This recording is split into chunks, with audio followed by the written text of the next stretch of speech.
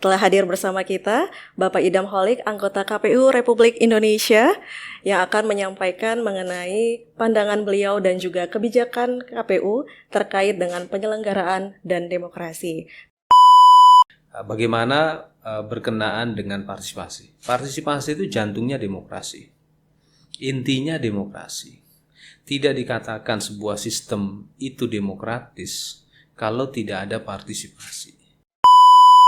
Bahwa pada dasarnya partisipasi merupakan jantungnya demokrasi. Begitu juga di pemilu. Sehingga ada diksi yang kita kenal, seringkali kita kenal, yaitu pemilu partisipatif. Nah, tantangan kita hari ini adalah bagaimana meningkatkan kualitas partisipasi. Kalau bicara tentang kuantitas partisipasi yang diukur dengan pemberian suara di TPS, Papua Barat ini terkategori menurut saya sangat baik. Kalau kita berbicara mengenai pelaksanaan pemilu sebelumnya, Pak, yang tadi Bapak katakan bahwa partisipasi pemilih di Papua Barat sendiri lebih dari 84%. Betul. Apakah menurut Bapak sendiri tantangan yang sebenarnya dialami oleh KPU dalam hal partisipasi masyarakat itu sendiri, Pak? Mudah-mudahan dalam penggunaan hak pilihnya mereka sudah memahami dengan baik tentang kedaulatan yang dimilikinya, sehingga partisipasinya otonom. Partisipasinya berangkat dari sebuah kesadaran.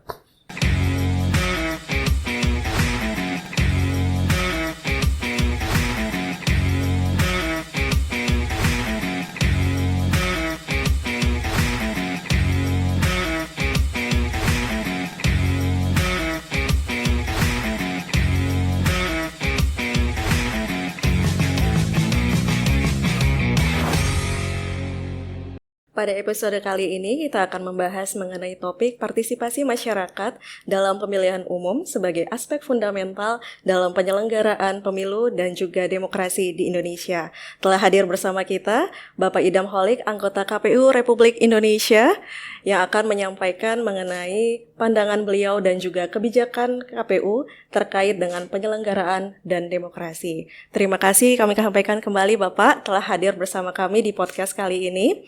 Sebagai pengantar, Pak, apakah bisa dijelaskan sedikit mengenai makna dari partisipasi masyarakat dalam pemilihan umum dan mengapa ini menjadi penting dalam terlaksananya pemilu di Indonesia? Terima kasih Mbak. Bismillahirrahmanirrahim. Assalamualaikum warahmatullahi wabarakatuh.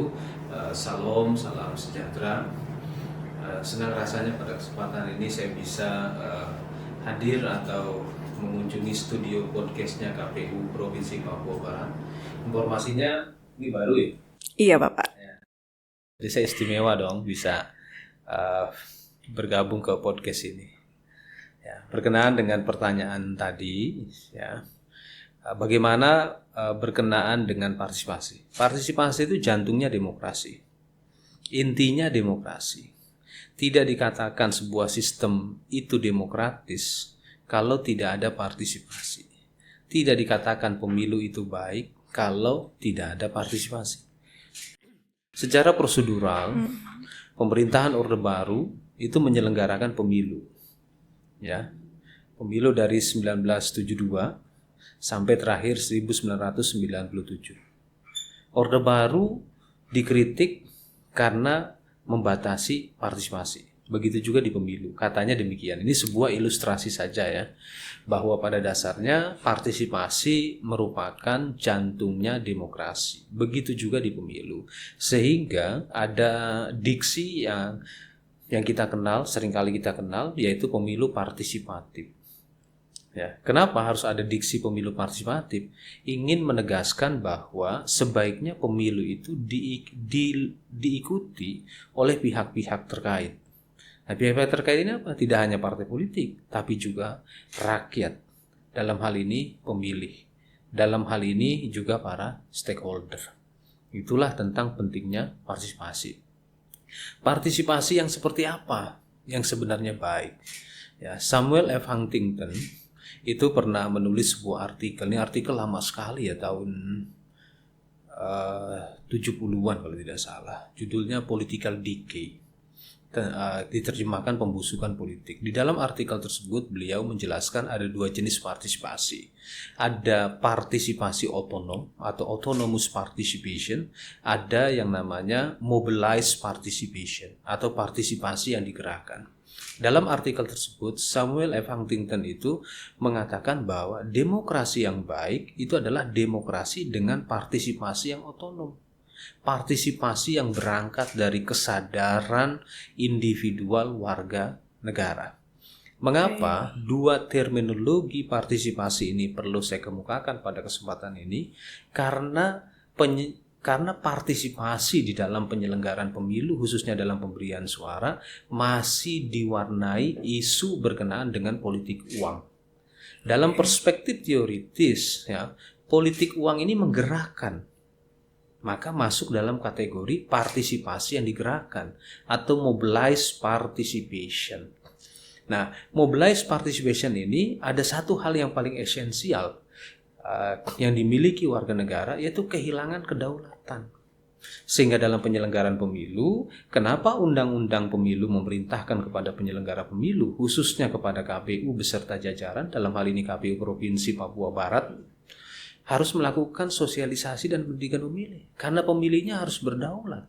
Pemilihnya harus literat. Dengan pengetahuan yang dimiliki, mereka tahu tentang hak dan kewajiban di dalam pemilu. Partisipasi mereka berangkat dari sebuah kebutuhan mereka. Ya, karena pemilu ada mekanisme yang sangat menentukan pemerintahan di 5 tahun mendatang. Jadi dengan demikian, yang namanya partisipasi, lagi-lagi saya ingin menegaskan, ini adalah jantungnya demokrasi, jantungnya pemilu. Maksud saya, inti dari demokrasi, inti dari pemilu itu sendiri. Nah, tantangan kita hari ini adalah bagaimana meningkatkan kualitas partisipasi. Kalau bicara tentang kuantitas partisipasi yang diukur dengan pemberian suara di TPS, Papua Barat ini terkategori menurut saya sangat baik. Rata-rata partisipasi penggunaan hak pilih secara nasional dalam pemilu serentak tahun 2024 itu 82%. Papua Barat di pemilu serentak 2024 kemarin, baik untuk Pilpres, baik untuk pemilu anggota DPR RI, anggota DPRD provinsi, itu lebih dari 84%. Artinya apa? Tingkat partisipasi penggunaan hak pilih secara kuantitatif Papua Barat di atas rata-rata nasional. Luar biasa ya, Luar Pak biasa. Ya, itulah saya ingin memberikan apresiasi tidak hanya kepada rekan-rekan saya di lingkungan keluarga besar KPU, termasuk sampai KPPS, PPS, dan PPK, tapi saya ingin mengapresiasi pemilih Papua Barat yang telah menggunakan hak pilihnya. Mudah-mudahan dalam penggunaan hak pilihnya mereka sudah memahami dengan baik tentang kedaulatan yang dimilikinya, sehingga partisipasinya otonom. Partisipasinya berangkat dari sebuah kesadaran. Kalau sekiranya dalam prakteknya ternyata masih ada kritik, masih ada isu-isu money politik ataupun politik materi dan lain sebagainya, ini yang menjadi tantangan kita ke depan. Saya mengapresiasi kegiatan pendidikan pemilih, ya, kegiatan sosialisasi yang dilakukan dengan metode kreatif, dalam hal ini menggunakan podcast. Saya apresiasi. Karena hari ini kita dalam berkomunikasi publik dengan pemilih sudah tidak dibatasi ruang dan waktu. Nah, apa teknologi atau prasarananya? Yaitu internet. Betul. Nah, yang jadi pertanyaan dan tantangan kita, sampai sejauh mana kita mampu menarik ketertarikan pemilih untuk mengakses ini. Betul sekali, Nah, Bapak. itu kan? Iya. Saya percaya rekan-rekan KPU Papua Barat pasti kreatif. Sudah pasti kreatif, Bapak. Iya. Kalau kita berbicara mengenai pelaksanaan pemilu sebelumnya, Bapak, yang tadi Bapak katakan bahwa partisipasi pemilih di Papua Barat sendiri lebih dari 84%. Betul. Apakah menurut Bapak sendiri tantangan yang sebenarnya dialami oleh KPU dalam hal partisipasi masyarakat itu sendiri, Pak? Ya, tantangannya sampai sejauh mana masyarakat memahami hak politik mereka. Pemberian suara di TPS bukan berarti proses itu telah terhenti, tidak. Kita menerapkan sistem perwakilan yang dikenal dengan politik representasi. Saya berharap kepada para pemilih yang kemarin telah menggunakan hak pilihnya tetap aktif berkomunikasi dengan wakil-wakil mereka yang saat ini menduduki jabatan legislatif, baik di DPR RI, di DPD RI, DPRD provinsi, DPRD kabupaten kota. Kenapa saya ingin menganjurkan agar pemilih tetap aktif berkomunikasi untuk memastikan apa yang dikampanyekan oleh mereka pada saat kampanye, pada masa tahapan kampanye, itu bisa terrealisasi. Mengapa saya berkepentingan terhadap realisasi janji-janji kampanye? Ini tidak sekedar pada memiliki dampak pada psikologi politik publik atau psikologi politik pemilih, tapi ini juga berkaitan dengan demokrasi yang berdampak. Impactful democracy atau impactful election. Pemilu yang berdampak. Maksudnya apa pemilu yang berdampak?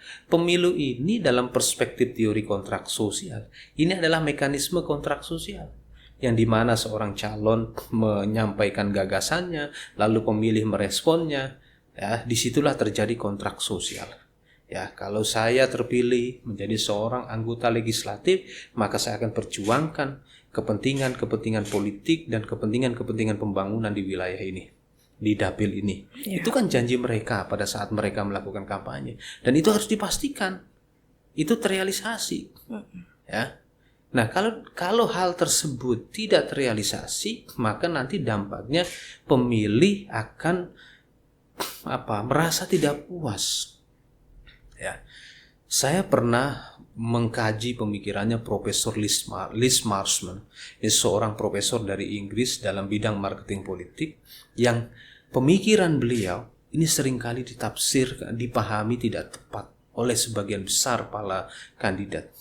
Jadi beliau dalam model market oriented party, ya.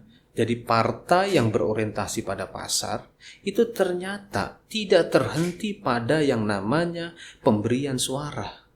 Tapi dalam model tersebut, ya, model MOP namanya, market oriented party, itu baru terhenti pada tahapan deliver. Ya, pada tahapan perwujudan janji-janji kampanye. Yang selama ini disalahpahamkan atau para politisi, para kandidat beserta timnya, bahkan para konsultan menjelaskan bahwa marketing politik itu selesai ketika mereka memperoleh suara dari pemilih. Itu salah besar. Ya, jadi yang namanya marketing politik itu baru selesai ketika janji-janji kampanye mereka diwujudkan pada saat mereka menjabat di lembaga-lembaga yang dipilih di dalam pemilu. Itu baru benar tentang pemahaman marketing politik. Hal ini sama dengan pemikirannya Philip Kotler, seorang ahli marketing yang mengatakan bahwa ada perbedaan signifikan antara sales dengan marketing. Kalau sales itu berorientasi pada jumlah yang dijual. Seberapa banyak sebuah produk dapat dijual dan diterima oleh masyarakat. Tapi marketing itu bicaranya adalah customer satisfaction orientation. Jadi orientasinya pada kepuasan konsumen. Itulah kenapa tadi saya bilang bahwa bicara tentang partisipasi ini juga nanti akan berdampak pada psikologi pemilih. Kalau mereka di pemilu 2024 kemarin ya telah memberikan suaranya di pemilu karena mereka tertarik pada janji-janji mereka, janji-janji para caleg, lalu ternyata para caleg terpilih ini nggak mewujudkan janjinya. Kira-kira kecewa nggak? Kecewa pasti. Saya yakin Mbak Dwi ini karena sebagai makhluk sosial tentunya pernah dihadapkan satu situasi sosial yang mengecewakan. Pasti. Bahkan mungkin bahasa anak muda itu PHP. PHP, iya Bapak. Nah, pemberi harapan palsu. Tapi karena Mbak Dwi ini punya kecerdasan sosial, mungkin bisa dihindari PHP tersebut. Pasti bisa mengidentifikasi mana orang yang pemberi PHP, mana yang serius ya Pak? Mana yang serius, pasti tahu lah kalau Mbak Dwi. Cuma problemnya apakah pemilih dapat mengidentifikasi itu dengan baik? Belum tentu ya Pak. Inilah yang harus kita tanyakan. Partisipasi mereka dalam menggunakan hak pilihnya kemarin, apa karena kesadaran pribadi, itulah yang tadi saya sebut di awal, partisipasi yang otonom, atau karena partisipasi yang digerakkan, mobilize participation. Nah, partisipasi yang digerakkan ini karena apa? Bisa karena politik uang, bisa karena politisasi agama, bisa karena politisasi etnis, ya, bisa juga politisasi hubungan kerja. Bisa juga politisasi relasi keluarga, ya, apalagi dalam budaya patriarki, ya, masih banyak sebagian kepala keluarga yang menganggap bahwa pilihan politik istri sangat bergantung pada suaminya. Nah, ini yang salah. Ya, yang tepat itu suami harus memberikan kebebasan. Silahkan pilih kandidat-kandidat yang dianggap benar, tapi pastikan mereka menepati janjinya. Tapi kalau sekiranya belum mendapati itu, silahkan ikut dengan saya. Itu harus seperti itu. Karena bicara demokrasi tidak hanya dalam sistem politik, tapi juga dalam sistem sosial. Nah, apa yang dimaksud demokrasi dalam tataran sistem sosial? Di mana nilai-nilai demokrasi itu menjadi rujukan nilai. Apalagi saat ini kita masih berkecimpung dalam era konsolidasi demokrasi. Robert Dahl pernah mengatakan, apa yang dimaksud dengan consolidating democracy? Itu adalah, dia mendefinisikan consolidating democracy is democracy as the only game in town. Demokrasi adalah satu-satunya sistem yang diterima, sistem yang diimplementasikan. Artinya apa? Kita harus bersepakat. Ya, nilai-nilai demokrasi ini tidak sekedar diketahui, tapi diinternalisasi dan dieksternalisasi. Nah, saya percaya dengan rekan-rekan di KPU Provinsi Papua Barat, baik dalam relasi kelembagaan atau organizational relationship, ataupun dengan relasi sosial, dapat menerapkan nilai-nilai demokrasi. Apa ciri dari nilai demokrasi? Mengapresiasi perbedaan dan selalu berorientasi pada kesetaraan. Itu salah satu ilustrasi dari nilai-nilai penting dari demokrasi, dan banyak nilai-nilai lainnya. Jadi kalau kita bicara demokrasi memang luas sekali. Ya, nah kita kembali kepada persoalan yang tadi. Ya, bagaimana partisipasi ini berdampak? Impactful participation. Pemilihnya harus literat. Pemilihnya harus memiliki pengetahuan. Nah, sehingga dalam diskursus partisipasi pemilih itu ada yang disebut dengan well-informed voters. Pemilih yang terinformasikan dengan baik. Ya, mudah-mudahan ke depan masyarakat Papua Barat tidak hanya yang terkategori sebagai pemilih, tapi juga yang belum terkategori sebagai pemilih. Siapa mereka? Ya, mereka yang belum punya hak pilih atau tidak punya hak pilih itu adalah warga negara yang belum berusia 17 tahun atau belum menikah. Ya, boleh nggak demokrasi atau pemilu ini dipahami dengan baik oleh siswa SMP? Oh, sangat harus. Bukan sekedar boleh, tapi sangat harus. Boleh nggak pengetahuan kepemiluan ini diketahui oleh siswa SD, siswa TK? Harus. Karena mereka yang hari ini belum terkategori sebagai pemilih, yang namanya belum ditetapkan dalam daftar pemutakhiran pemilih berkelanjutan, yang di bulan Desember minggu kedua kemarin ditetapkan oleh KPU Provinsi, itu mereka adalah pemilik demokrasi masa depan. Nah, saya berharap kepada rekan-rekan KPU Provinsi Papua Barat dan rekan-rekan KPU Kabupaten Kota seprovinsi Papua Barat dapat berorientasi pada pemilih masa depan. Ya, jadi kalau mereka kita edukasi sejak saat ini, maka mereka lah nanti pada saat waktunya sudah mempunyai hak pilih, mereka sudah tahu apa itu hak dan kewajiban mereka dalam berpemilu atau berpartisipasi. Ini sebuah tantangan. Luar biasa sekali, berarti tugas KPU ini sangat-sangat menantang ya Pak. Bukan berat, tetapi menantang. Bukan berat, menantang. Siap. Kemarin kita sempat membahas bahwa banyak sekali di media sosial ataupun media-media lainnya Pak, bahwa memang untuk partisipasi masyarakat sendiri itu hanya sebatas memberikan hak suara di TPS. Mungkin bisa Bapak jelaskan sedikit, selain memberikan hak suara di TPS, peran apa saja yang dapat dilakukan masyarakat terhadap pemilu di Indonesia, Pak? Ya, dalam studi ilmu politik itu ada 2 jenis partisipasi. Ya. Yang pertama partisipasi elektoral. Apa yang dimaksud partisipasi elektoral? Partisipasi yang dilakukan warga negara selama tahapan penyelenggaraan pemilu.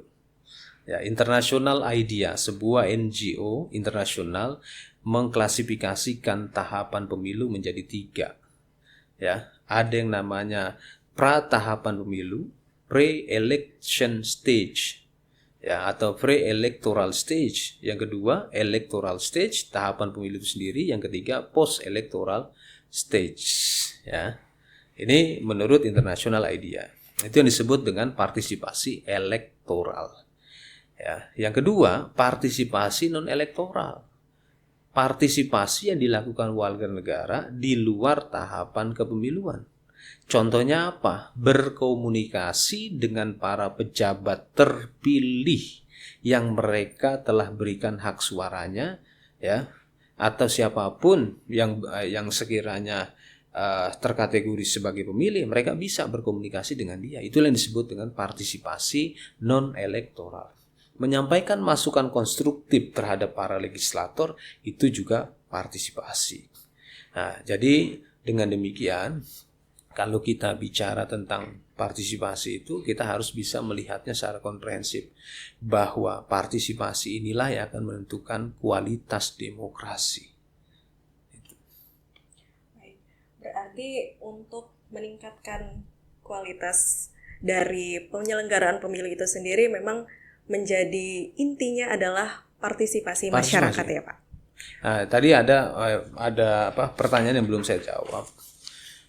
Apakah benar partisipasi itu hanya sebatas pemberian suara? Itu pun tidak salah. Tapi yang benar, partisipasi itu selama tahapan penyelenggaraan pemilu. Termasuk juga partisipasi di non-tahapan. Ya, contohnya mengakses informasi kepemiluan. Itu juga partisipasi. Karena dalam studi komunikasi massa ada istilah news engagement. Mengakses pemberitaan saja itu sudah partisipasi politik. Nah, jadi dengan demikian saya percaya, saya sangat percaya kepada masyarakat Papua Barat memiliki antusiasme yang tinggi kalau sekiranya kemarin di pemilu dan pilkada partisipasinya baru terkonsentrasi pada saat kampanye dan pemberian suara, ke depan karena sudah tahu partisipasi yang baik sebagai warga Papua Barat yaitu itu sepanjang tahapan. Ya, ketika KPU menetapkan jadwal pilkada, jadwal pemilu, dia sudah mulai berpartisipasi. Ya, apakah terhenti di pemberian suara? Tidak. Sampai penetapan hasil pemilu atau pilkada. Itu partisipasi. Caranya gimana? Bisa mengikuti secara langsung, bisa juga mengakses informasi. Dan yang terpenting hari ini adalah bagi kita sebagai penyelenggara pemilu, bagaimana terus meningkatkan populasi well-educated voters, well-informed voters, ya. Jadi bagaimana populasi pemilih yang terdidik dengan baik, pemilih yang terinformasikan dengan baik, itu concern kita. Sekali lagi saya apresiasi kegiatan podcast yang dilakukan oleh KPU Papua Barat ini. Ya, mudah-mudahan ke depan podcast ini terus meluas, dapat diterima oleh masyarakat Papua Barat, ya, dan sekali-kali ya nanti bisa mengundang para tokoh masyarakat Papua Barat, tidak hanya tokoh yang secara umum, ya. Saya berharap tokoh budaya dapat diundang. Kenapa tokoh budaya dapat diundang? Saya punya keyakinan ada banyak nilai-nilai kebijaksanaan lokal yang itu dapat memperkuat nilai-nilai demokrasi atau nilai-nilai budaya lokal itu pada dasarnya nilai demokrasi. Ya, saya sangat percaya ada salah satu budaya masyarakat Papua Barat itu bermusyawarah. Ada nggak itu bermusyawarah? Yang saya tahu di Papua ini dulu ada Hanoi, Honai ya. Nah, Honai itu kan tempat berkumpul. tempat bermusyawarah, itu kan praktek dari demokrasi. Jadi kalau ada yang komentar bahwa demokrasi ini berasal dari Barat, dari istilah betul kita sepakati menggunakan kata demokrasi, tapi nilai-nilai demokrasi sejak dahulu sudah ada di Papua Barat. Luar biasa ya, Pak. Nah, sehingga penting menghadirkan tokoh budaya. Mungkin bisa dijelaskan sedikit, Pak, bagaimana sih peran pemilih pemula dan juga generasi muda dalam meningkatkan kualitas pemilu di Indonesia itu seperti apa, Pak? Saya termasuk orang yang percaya kalau dibilang bahwa atau dipredikati ya, pemilih muda atau pemilih pemula ini atau first time voters ini sebagai pemilih yang literat. Saya percaya itu, sangat percaya itu. Kenapa? Selain mereka memang hari ini terdidik dengan baik di lembaga-lembaga pendidikan formal, ada satu kelebihan mereka. Pemilih muda atau pemilih pemula, mereka terkategori sebagai generasi yang memiliki akses internet cukup baik. Itu atau yang disebut dengan istilah digital native. Kalau saya ini karena saya kategorinya adalah generasi X, saya disebut sebagai digital imigran. Tapi kalau mereka yang terlahir pada saat teknologi internet mulai berkembang dan diterima luas di masyarakat dunia, itulah yang disebut dengan digital native. Mereka yang terlahir di tahun 96 sudah terkategori sebagai digital native karena tumbuh kembang mereka itu pada saat perkembangan teknologi internet semakin advance. Tidak hanya teknologi web 1.0, tapi hari ini sudah masuk pada artificial intelligence. Nah, kita ketahui internet ini menghadirkan informasi tanpa dibatasi ruang dan waktu. Dan mereka sangat berpeluang menjadi pemilih yang literat. Saya punya harapan besar kepada mereka bahwa masa depan demokrasi ada di tangan mereka karena mereka punya pengetahuan, maka potensinya demokrasi akan sangat baik ke depan, maka pemilunya bisa dilihat sebagai mekanisme kontrak sosial. Nah, sekarang pertanyaannya, apakah keyakinan saya ini benar-benar menjadi satu fakta di lapangan? Perlu kita kaji. Kenapa? Karena ada data, riset yang mengatakan bahwa masih ada generasi muda, masih ada pemilih pemula atau first time voters, masih ada pemilih muda yang berpandangan negatif terhadap politik, terhadap pemilu. Tidak sekedar mereka sinis, tapi apatis. Nah, ini tantangan kita. Bisa jadi mereka ini sebenarnya terkategori pemilih yang rasional, tapi rasionalitasnya perlu diluruskan. Ya, karena dia seringkali ada pemberitaan di media, di internet, ada pejabat terpilih ada pejabat terpilih tertangkap oleh aparat penegak hukum berkenaan dengan dugaan pelanggaran korupsi. Banyak sekali berita berkaitan dengan hal itu, akhirnya mereka menyimpulkan pada kesimpulan yang tidak tepat. Oh, ternyata kalau orang terpilih itu korup. Dan saya sendiri pernah bertemu seorang pemilih, saya tanya, kenapa Bapak tertarik dengan politik uang? Dia jawab ke saya, Pak, kalau bukan sekarang, kapan lagi, Pak? Orang setelah itu juga mereka korupsi. Nah, ini contoh mindset politik yang perlu kita luruskan. Saya percaya masyarakat Papua Barat tidak demikian. Saya percaya masyarakat Papua Barat punya kecerdasan sosial yang cukup baik.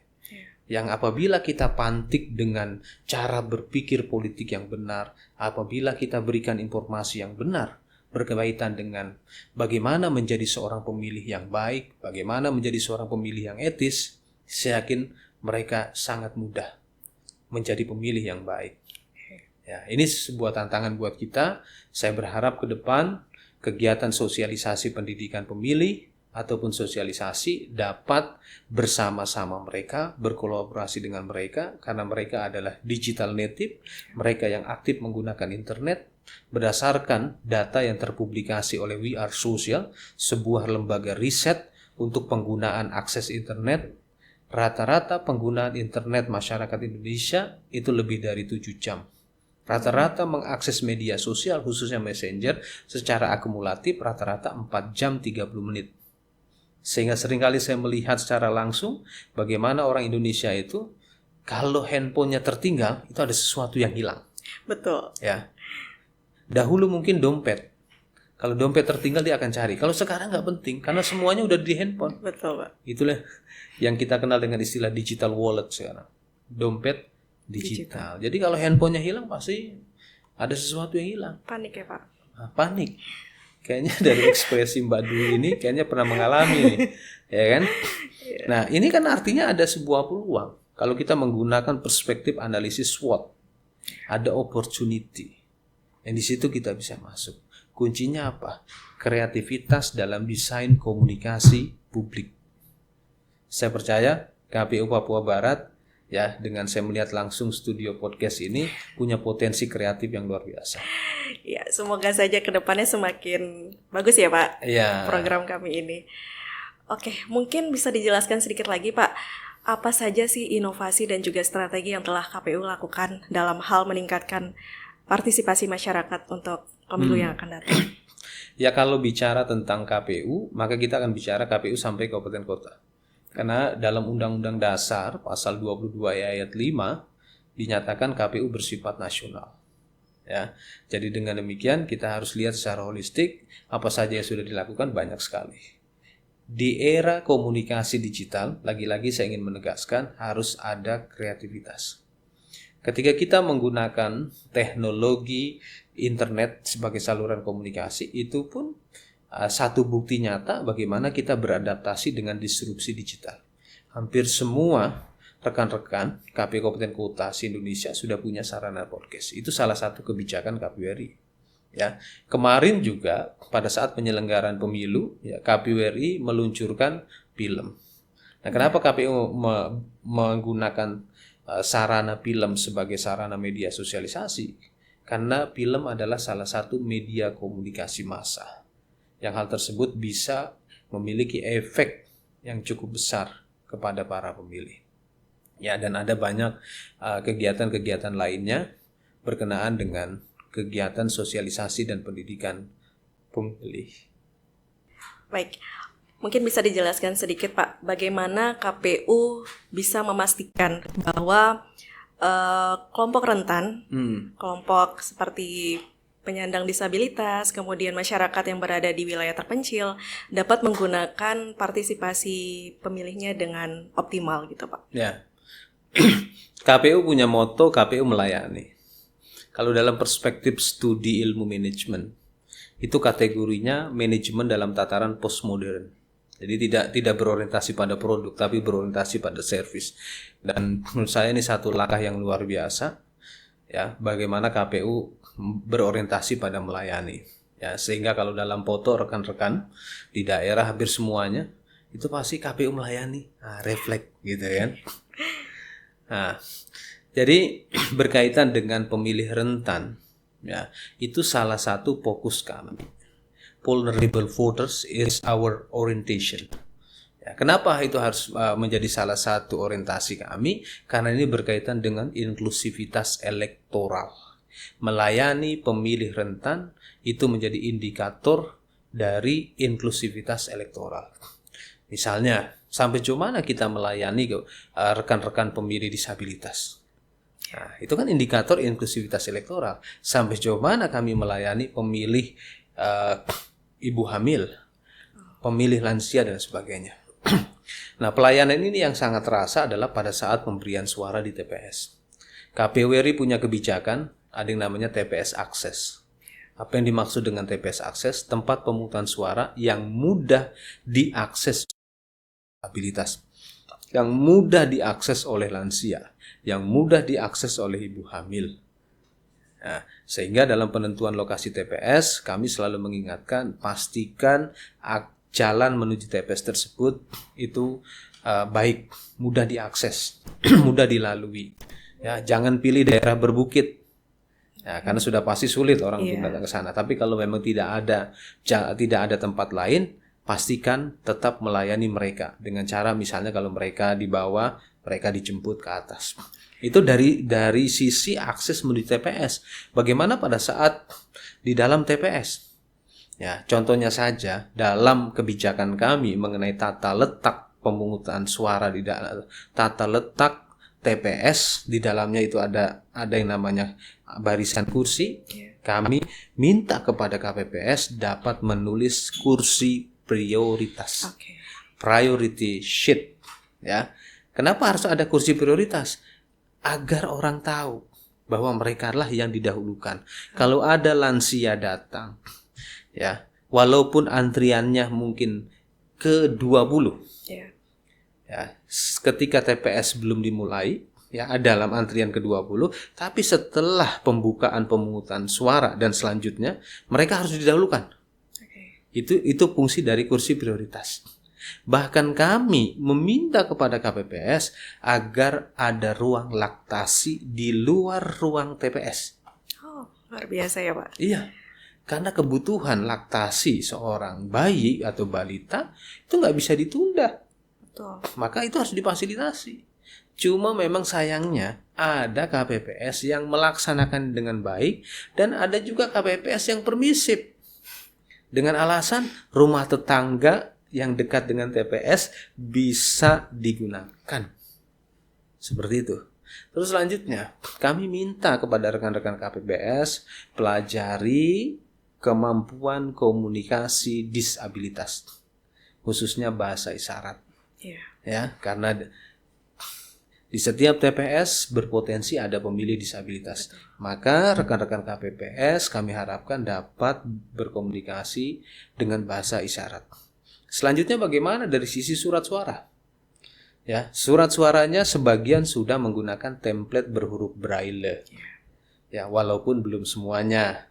Contohnya dalam surat suara pemilu legislatif, ya, kami belum punya template. Kenapa? Karena besar sekali. Ukurannya ada 45 kali 55. Ini tantangan, mudah-mudahan ke depan kami bisa mendesain surat suara yang lebih baik lagi sehingga besar harapan kami undang-undang, ya, memberikan keleluasan bagi kami untuk berkreativitas tanpa mengurangi prinsip-prinsip elektoral.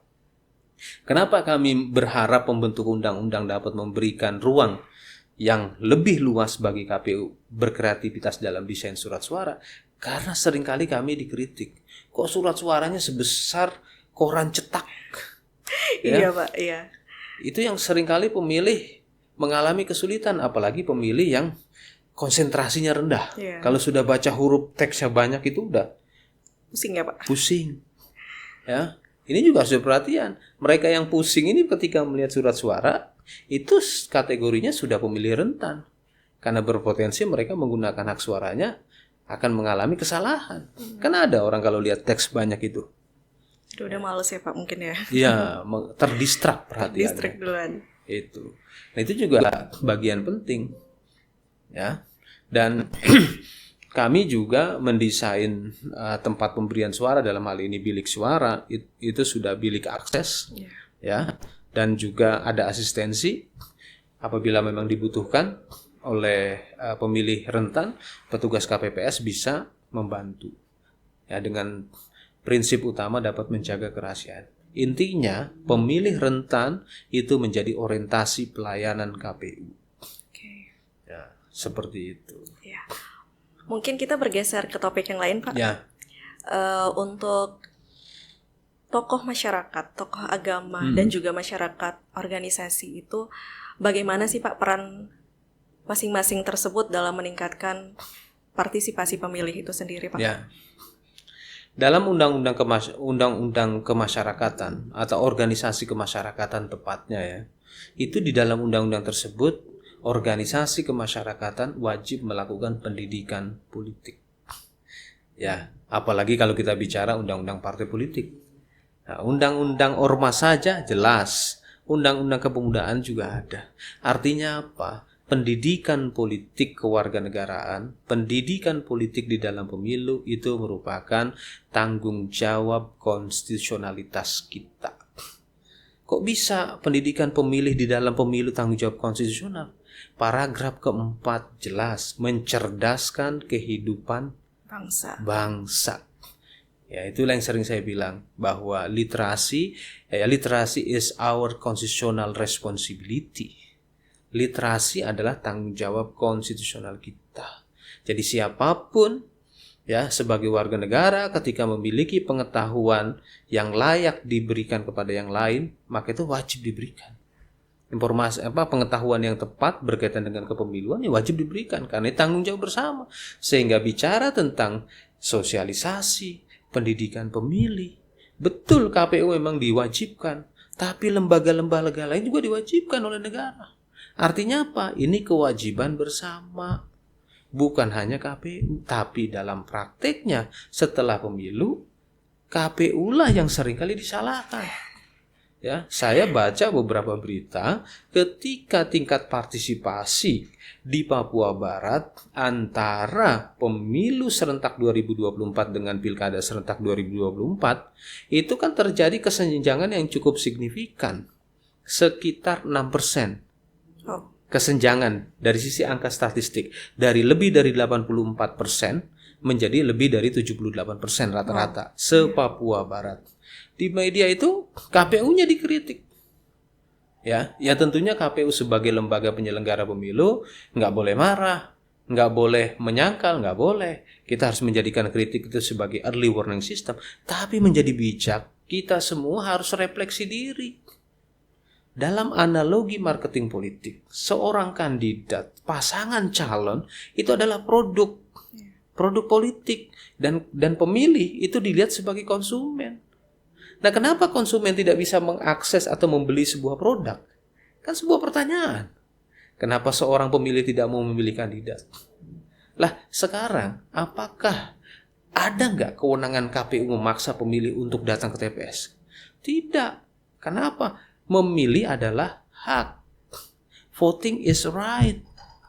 Memilih adalah hak. Memilih bukan kewajiban. Berbeda dengan beberapa negara tetangga. Kalau nggak datang, kena sanksi. Kenapa? Memilihnya kewajiban. Di Indonesia tidak. Nah, jadi ada banyak faktor. Jadi dengan demikian, mari kita berpikir jernih. Menyalahkan KPU Papua Barat karena terjadi penurunan tingkat partisipasi tentunya tidak salah. Kan itu bagian dari hak berkomentar. Tapi dari sisi etika, coba kita kaji ulang. Karena kewajiban meningkatkan partisipasi adalah kewajiban bersama. Partai politik selaku pengusung juga harus bisa menyediakan kandidat-kandidat yang berkualitas. Ataupun pasangan calon perseorangan didukung pemilih juga ketika memberikan dukungannya, lihat dulu dong siapa calonnya. Harusnya tidak sekedar ketika diminta KTP lalu memberikan, tidak. Lihat dulu profilnya. Inilah tantangan kita. Jadi memang bicara partisipasi ini kompleks sekali. Ya, saya ketika ditanya oleh ada juga dari Papua Barat bertanya, bagaimana pendapat KPU berkaitan dengan penurunan tingkat partisipasi? Saya bilang partisipasi ini tidak semata-mata faktor KPU. Partisipasi ini multifaktor determinan. Jadi ada banyak sekali faktor yang mempengaruhi. Orang boleh tahu tentang adanya hari pemungutan suara. Orang boleh tahu tentang adanya para calon. Tapi kalau mereka tidak mau menggunakan hak pilihnya, apa kita boleh paksa? Nggak bisa. Ya, apalagi dia punya ideologi politik yang tidak tepat. Ini yang jadi tantangan kita. Siapa yang harus mengingatkan itu? KPU wajib mengingatkan. Keluarganya juga wajib mengingatkan. Karena bicara pemilu, bicara pilkada, itu bagian penting dari pembangunan. Dalam perspektif deplomentalisme politik ya. Cuma sayangnya tidak banyak yang berpandangan demikian. Nah, jadi memang banyak sekali tugas kita ke depan ya, yang saya yakin bisa dilakukan oleh KPU Papua Barat, bagaimana meningkatkan literasi politik. Ya, seiring dengan komitmen pemerintah daerah, baik tingkat provinsi maupun tingkat kabupaten kota, meningkatkan indeks pembangunan manusia, IPM-nya. Ya, ini harus seiring sejalan. Ya, maka dalam hal ini menjadi penting bagi kita semua untuk berkolaborasi. Saya percaya KPU Papua Barat memiliki kompetensi komunikasi publik yang cukup baik, sehingga ke depan bisa membangun public relation, bisa membangun kerjasama, kolaborasi dengan para stakeholder. Karena ini adalah kewajiban konstitusional kita. Gitu. Bukan sekedar kewajiban KPU, tapi kewajiban bersama. Kewajiban bersama ya Pak. Partisipasi untuk masa depan bangsa. Kalau kita berbicara mengenai partisipasi masyarakat Pak, dengan menggunakan media sosial ataupun media-media lain yang sangat berdampak besar di masyarakat, pastinya tidak terlepas dari disinformasi ataupun hoax yang semakin meningkat ya Pak. Kira-kira upaya dari KPU sendiri apa Pak dalam mengatasi disinformasi ataupun hoax yang beredar di masyarakat? Hari ini kita masih berada dalam lanskap politik pasca kebenaran. Apa itu politik pasca kebenaran? Politik yang seringkali mengabaikan namanya fakta data, lebih mengedepankan pada emosi. Belum lama kami dihadapkan pada komentar-komentar tidak sekedar kritis, sinis kepada KPU. Ya. Iya. Padahal kalau mereka kaji secara mendalam, pasti mereka nggak berkomentar seperti itu. Ini menandakan bahwa kita masih berada dalam politik pasca kebenaran. KPU sebagai penyelenggara pemilu, ya kami harus menjadikan itu sekali lagi sebagai early warning system untuk terus memperbaiki diri. Ya, di era post-truth ini, ya, yang terpenting adalah informasi. Informasi yang objektif, informasi yang faktual, informasi yang mencerahkan. Apakah hanya tugas KPU memberikan informasi yang objektif, faktual, mencerahkan? Tidak. Undang-Undang Pers, Undang-Undang Nomor 40 Tahun 1999 jelas, ya. Pers wajib menyampaikan informasi yang mendidik, yang edukatif, yang objektif. Bagaimana dengan yang lain? Undang-undang yang lain juga mengatur yang sama. Pemerintah juga punya kewajiban. Jadi dengan demikian, hari ini pada dasarnya semua kita punya kewajiban untuk memerangi politik pasca kebenaran. Dan KPU terus berkomitmen untuk mengedukasi masyarakat. Nah, dengan demikian, ya KPU juga tetap memprioritaskan kerjasama dengan insan pers. Kami pada kesempatan ini mengucapkan terima kasih sekali kepada rekan-rekan pers yang profesional. Ya, apalagi sekarang Dewan Pers punya kebijakan insan pers yang tersertifikasi ataupun badan pers yang tersertifikasi. Ya, ini kan bisa menjadi sumber utama dalam pencarian informasi. Saran saya kepada masyarakat, kalau sekiranya di medsos beredar informasi yang diragukan, bahkan sudah diketahui itu salah, maka carilah sumber informasi pembanding kepada sumber-sumber yang otoritatif. Contohnya apa? Media sosial KPU, website KPU, ataupun portal-portal berita yang qualified, portal berita yang tersertifikasi Dewan Pers. Pasti informasi yang disampaikannya itu benar. Seperti itu. Jadi dengan demikian, ketika kita masih berada dalam politik pasca kebenaran, kuncinya adalah literasi informasi. Ya, sehingga menjadi penting nanti ke depan rekan-rekan KPU Papua Barat kalau ada isu-isu strategis, ya saya berharap itu bisa dikupas tuntas dalam rangka menyampaikan informasi yang benar. Kenapa? Kewajiban kita menyampaikan informasi yang benar, bukan dalam konteks counter propaganda, tidak demikian. Ya. Karena kita bukan lembaga yang berkepentingan bukan lembaga politik. KPU adalah lembaga penyelenggara pemilu. Sehingga menyampaikan informasi yang benar itu adalah kewajiban. Oke. Jadilah pemilih yang cerdas ya Pak. Ya, seperti itu. Oke, untuk penutup sesi ini Pak. Ya. Apa pesan dan harapan Bapak untuk masyarakat yang luas, terlebih untuk masyarakat Papua Barat terkait dengan partisipasi masyarakat ataupun pemilihan di pemilu yang akan datang, Pak? Partisipasi menjadi kunci penentu apakah pembangunan di satu daerah itu lebih maju atau tidak. Dan penyelenggaraan pemilu atau proses demokratisasi itu juga bagian dari pembangunan. Ya, dengan demikian, mari saya ingin mengajak ya. Sebenarnya lebih tepat saya ingin menyampaikan keyakinan saya. Saya sangat yakin masyarakat Papua Barat ini memiliki antusiasme berpartisipasi. Tidak hanya partisipasi elektoral, tapi juga partisipasi non-elektoral. Ya, yang dimana partisipasi ini dilandasi pada pengetahuan, dilandasi pada informasi yang akurat. Seperti itu. Karena kalau partisipasi dilandasi pada informasi yang salah, Nah, itu juga nanti tindakannya menjadi salah karena hari ini kita masih dalam era post-truth di mana hoax, disinformasi, hate speech masih bisa berpotensi mengancam lingkungan sosial kita. Jadi dengan demikian, partisipasi kita harus dilandasi pada informasi yang tepat.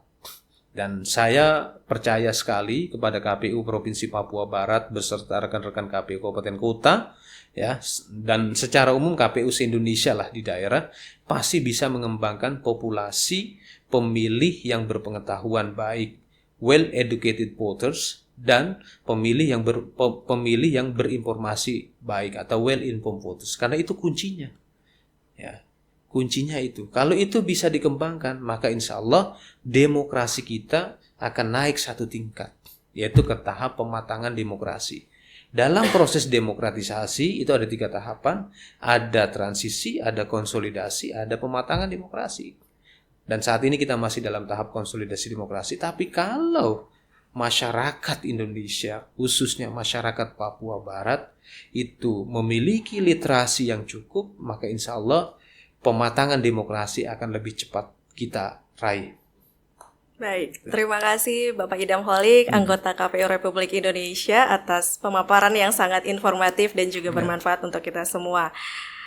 Dalam podcast kali ini, kami harapkan bahwa masyarakat memahami bahwa berpartisipasi aktif merupakan kunci utama dalam meningkatkan demokrasi dan juga penyelenggaraan pemilu yang berkualitas. Saya Dwi Herdiani dari podcast KPU Provinsi Papua Barat pamit undur diri.